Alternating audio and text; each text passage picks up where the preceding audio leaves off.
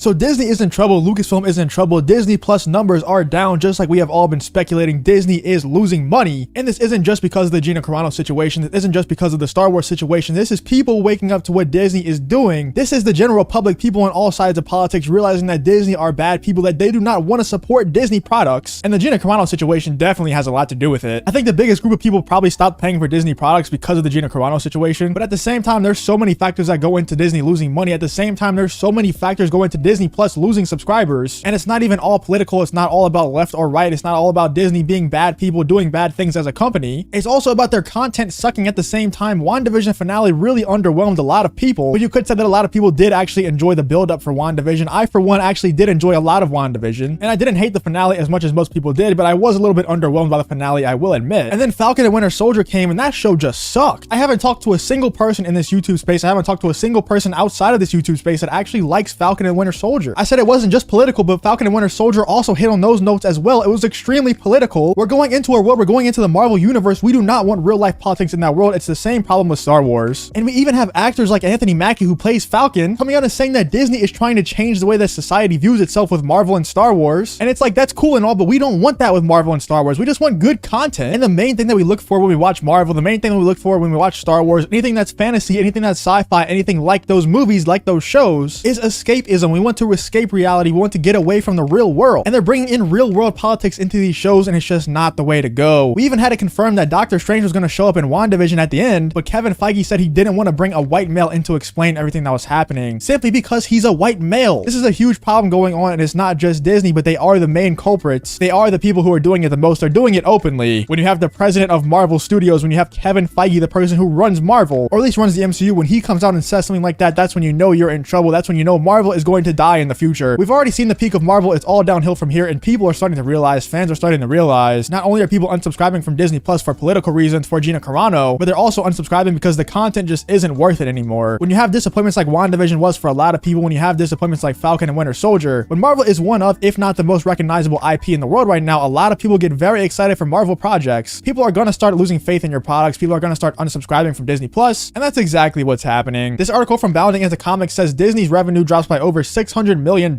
in second quarter. Disney CEO Bob Chapek prefaced the report saying, "We're pleased to see more encouraging signs of recovery across our businesses, and we remain focused on ramping up our operations while also fueling long-term growth for the company." He added, "This is clearly reflected in the reopening of our theme parks and resorts, increased production at our studios, the continued success of our streaming services, and the expansion of our unrivaled portfolio of multi-year sports rights deals for ESPN and ESPN+. One thing that I can give to Bob Chapek, one thing that I can give to Disney, even though Bob Chapek really had nothing to do with it, is that in a lot of ways, including sports, including a lot of entertainment around the world, they are pretty unrivaled. A lot of people complain about them being a monopoly, and you don't do that by accident. If people are complaining about your company and your business being a monopoly, then you're doing something right. Now, the thing is, they do own a lot of IPs to the point where they're almost a monopoly, to the point where people are complaining about them being a monopoly, but what's really gonna make you money is what you do with those IPs, and that's where they're dropping the ball extremely bad. They're running a lot of these IPs in the ground. We see it with Star Wars. It's been happening for years, and now it's happening with Marvel. Even Kevin Feige is coming out and just being open about it now, and that's why the numbers are down. That's why they're losing money. That's why this article exists right here. At the end of the first quarter, Disney reported they earned revenue totaling $16.249 billion, with $12.661 billion coming from Disney Media and Entertainment Distribution and $3.588 billion from Disney Parks, Experiences, and Products. In contrast, the recently released second quarter numbers detail a total revenue for the quarter dropped to $15.613 billion. The Disney Media and Entertainment Distribution segment had revenue of $12.440 billion, and the Disney Parks, Experiences, and Products brought in $3.173 billion. That means that Disney's revenue decreased $636 million in the second quarter. Not only did they decline $636 million from the first quarter to the second quarter, but they also declined over $2.4 billion from the second quarter of 2020. Disney posted second quarter revenue of 2020 at $18.024 billion. I would go into why they're losing money, but I feel like every single person watching this video by now knows why they're losing money. It's not hard to see. Just watch some of their products. All you have to watch is Falcon and Winter Soldier, and then go watch something like Invincible. There's not even a comparison. Invincible is so much more enjoyable because there's escapism, because it's not littered with real world politics. It doesn't take you out of the show. Falcon and Winter Soldier was lackluster to begin with, but when you start putting all this social justice stuff in it, it makes people not want to watch that show anymore, and also never watch another Marvel show, unsubscribe from Disney Plus, because they assume that's the direction they're going in, and I think they're assuming correctly. While Disney's revenues overall declined $636 million between the first and second quarter of 2021, they still did see gains in direct-to-consumer segment, which includes Disney Plus. So I already know what you're typing in the comments, but didn't you say earlier that people are unsubscribing from Disney Plus? Did Justin just lie to us earlier in the video? Mike Zero 2.0? Just hear me out here. Let me read a little bit more of the article and everything will make sense. But you can still leave your super super original Mike Zero 2.0 comment if you want to. Specifically for Disney Plus, they reported that subscribers increased to 103.6 million at the end of the second quarter. That's an increase of 8.7 million subscribers from the end of the first quarter, where they posted they had 94.9 million subscribers. James Brumley claims that growth marks the slowest pace of quarterly additions since the streaming service launched in the final quarter of 2019. Brumley also notes the 103.6 million subscriber is well below the expectations, which were at 109 million, so now you know what I'm talking about. Ever since Disney Plus came out, ever since the launch of Disney Plus, Disney has not stopped raving about how they're blowing away expectations. It seemed like every single month they came out with new numbers that told us about how much better they're doing than Netflix, how they're gonna surpass Netflix in 2024. And every single time, to the point where I thought they were lying about their numbers, they kept telling us how much better they're doing than their expectations said they would do. But all the stuff that they're doing, all the shady stuff that they're doing, the firing of Gina Carano, the bad content that they're creating, it's finally coming back to bite them. They're finally starting to lose money off their lackluster effort that they're putting into these shows, they're putting into these movies. The Disney Plus content just isn't there. Not only did Gina Carano get fired, not only are people unsubscribing for that, but the content just isn't there. Why would I subscribe to Disney Plus right now? I'm kind of excited for Loki, but after seeing Falcon and Winter Soldier, I'm really not that excited for it. And I was one of those people that was super excited for Loki when it first got announced. But I think if I get excited for it now, it's just gonna disappoint me. Here's an article from the Los Angeles Times on March 9th of 2021. Disney Plus surpasses 100 million subscribers, a bright spot amid pandemic. This is only a couple months ago, and Disney was still raving about how great Disney Plus is doing, still giving us constant updates about their great numbers on Disney Plus. Walt Disney's streaming service Disney Plus has surpassed 100 million subscribers in 16 months since it launched. CEO Bob Chapek said during the company's annual shareholder meeting Tuesday. Bob Chapek on March 9th was still raving about the Disney Plus numbers. This is an article from Business Insider posted on March 15th of 2021. Netflix's reign as king of the streaming wars is under threat, with Disney projected to take its crown in 3 years. I don't think that's happening at the rate that they're going at right now with their subscriber gain. I think this might just be the wake-up call that Disney needs, that pushing this agenda does not work. Pushing agendas in your content, pushing for social justice in your content just doesn't work. It doesn't bring in profits. What brings in profits, what brings in revenue is good storytelling. And it's been said a million times, but just focus on the storytelling. It's that simple. We like good stories. We like escapism. When you bring in real world politics, we can't escape. It just pisses us off. It makes us want to watch your content less and less. And then when you bring that social justice stuff into a show that sucks, like Falcon and Winter Soldier, that show sucked already before the social justice. When you bring it into something like that, it just makes me never want to watch another Marvel TV show ever again. And the Disney Plus numbers show that I'm not the only one that thinks that way. But let me know what you think in the comments about this whole situation. Let me know what you think about the Disney Plus numbers, about the Disney revenue numbers. Do you think this will cause Disney to make any changes with their content strategy? Let me know what you think in the comments. If you did enjoy this video, please leave a like on the video and subscribe to the channel. If you want to follow me on Twitter or join the Discord, both of those links will be in the description. But thank you for watching the video, and hope to see you in the next one.